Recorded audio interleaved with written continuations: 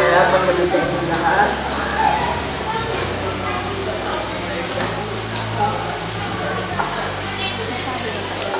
Sumunod ko po yung pumunta sa Amerika. Ano po si Maricel, dalaga pa po. Apoy bumalik, si Maricel ay 7 years old na. Kaya wala mo akong masyadong masasabi sa inyo. Pagbalik ko po, birthday niya ng December 27, 2006. Pinaghanda ko po siya sa kanyang birthday.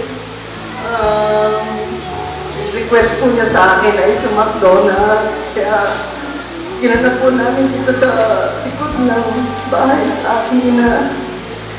At napasin ko po na siya ay matamlay na hindi na po kumakain at parang namumutla.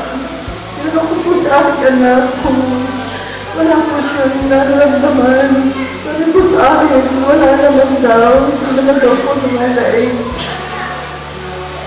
Kaya, bali yung nagbakasyon ako noon ng 2 months and a half. Kaya, nung po lang po siya nakasama, dahil ako po yung bumalik uli ng Amerika.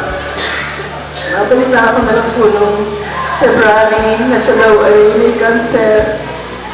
Kaya wala na po ako nagawa kundi magtrabaho pa rin sa Amerika. Tapos yun, nung 2007 mo, 2008, sinabi ko sa anak ko na dalhin na lang sa Amerika. Doon namin ipaglalamot. Natulungan ko po siya, may pagamot ko siya. Pero nung makita ko ng doktor ay kalat na po, kaya wala rin nagawa. Nagsama po kami sa Amerika ng siguro mga 3 buwan, noong 2008. Tapos nung 2009 ho, bumalik ulit siya. Mga 3 buwan kami nagsama. Kaya ang pagsasama namin ng aking approach ito ay baka mga 6 na buwan lang. Nung siya po'y nasa Amerika, laging sabi niya sa akin, Mami, bakit ikaw ay laging nasa trabaho? Hindi ka na tumitigil ang bahay. Sabi ko, kailangan ko magtrabaho. Paano tayo nabubuhay? Laging tayo sama-sama. Kaya, ayun mo, aking masasabi sa kanya. Malaki mo siguro ang pagkukulang ko, pero kailangan ko ako magtrabaho. Maraming salamat sa aking ina, sa aking kapatid na natulong sa akin, sa aking mga kamag-anak.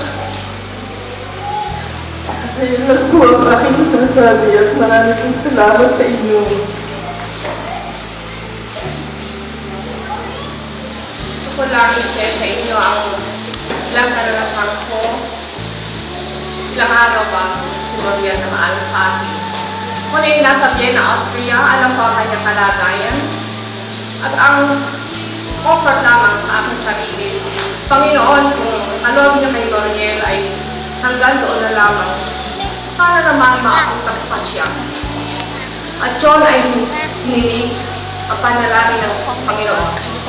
Nakasama kami ng 6 na araw.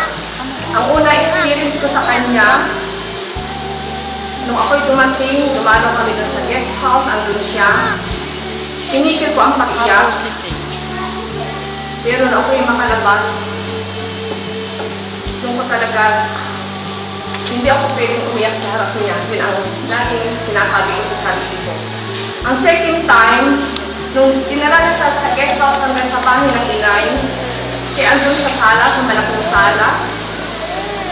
At yung iplano ko bago ako pumunta dito sa pag-uwi ko sa Pilipinas, na gusto ko na sa ikati maipanalangin gabi-gabi.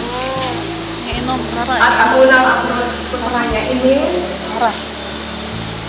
tayo mag-pray, ha? Tumango siya, ibig sabihin gusto niya. Ang prayer ko ay pambata. Ang sabi ko sa kanya, Ning, ito ang ating sasabihin kay Jesus. Dear Jesus, alam mo na may karamdaman si Ning. Hindi namin alam ang plano mo sa kanya. Alam mo na siya ay marami siyang sakit, masakit ang kanyang tiyan. Please naman, kung pwede, less pain.